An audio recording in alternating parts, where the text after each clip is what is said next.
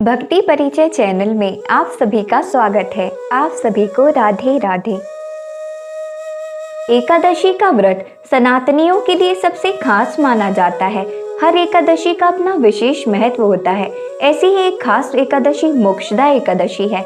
मार्गशीर्ष महीने के शुक्ल पक्ष में पड़ने वाली एकादशी को मोक्षदा एकादशी के नाम से जाना जाता है। मोक्षदा एकादशी के दिन भगवान विष्णु की पूजा की जाती है। सनातन धर्म ग्रंथों में इसे पितरों को मोक्ष दिलाने वाली एकादशी भी कहा गया है।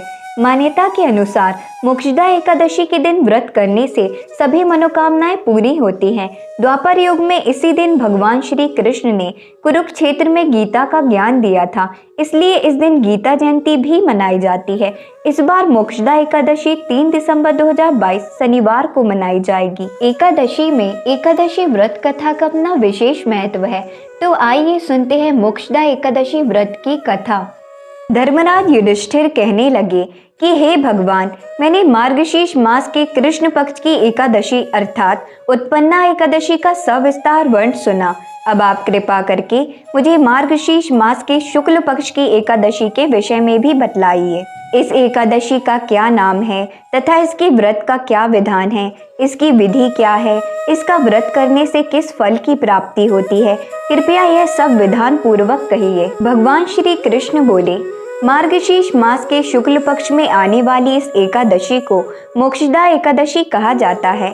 यह व्रत मोक्ष देने वाला तथा चिंतामणि के समान सब कामनाओं को पूर्ण करने वाला है, जिससे आप अपने पूर्वजों के दुखों को खत्म कर सकते हैं। इसका महात्म्य मैं तुमसे कहता हूँ, ध्यान पूर्वक सुनो। गोकुल नाम के नगर में वैखानस नामक राजा राज्य करता था। उसके राज्य में चारों वेदों के ज्ञाता ब्राह्मण रहते थे।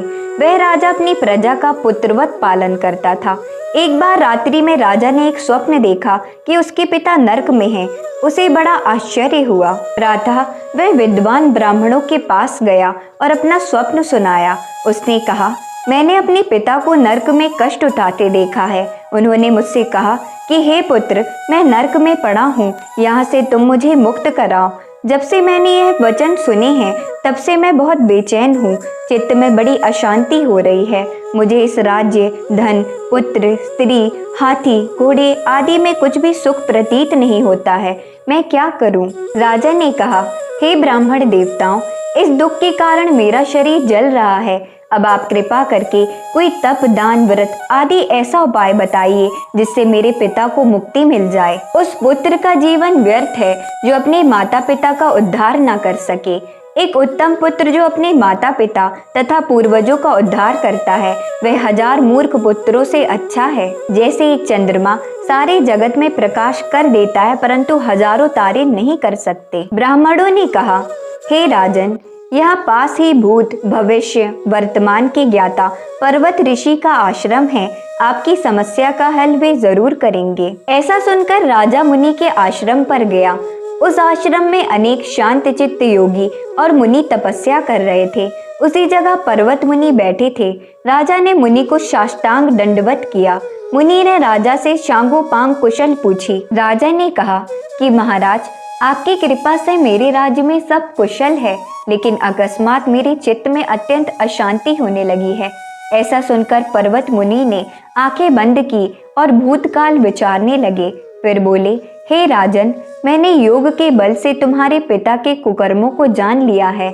उन्होंने पूर्व जन्म में कामातुर होकर एक पत्नी को रति दी, किंतु सौत के कहने पर दूसरी पत्नी को ऋतु दान मांगने पर भी नहीं दिया। उसी पाप कर्म के कारण तुम्हारे पिता को नरक में जाना पड़ा। तब राजा ने कहा, इसका कोई उपाय बताइए। मुनि बोले, हे राजन, आप मार्गशीर्ष एकादशी का व्रत करें और उस व्रत के पुण्य को अपने पिता को संकल्प कर दें।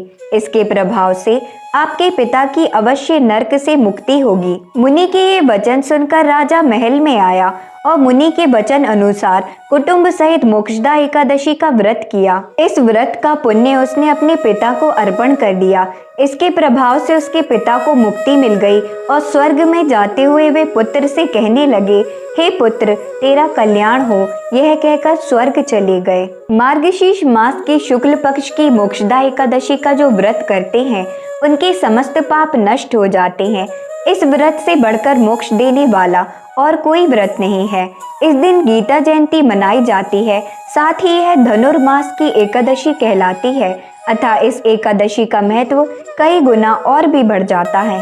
इस दिन से गीता पाठ का अनुष्ठान प्रारंभ करें तथा प्रतिदिन थोड़ी देर गीता अवश्य पढ़ें।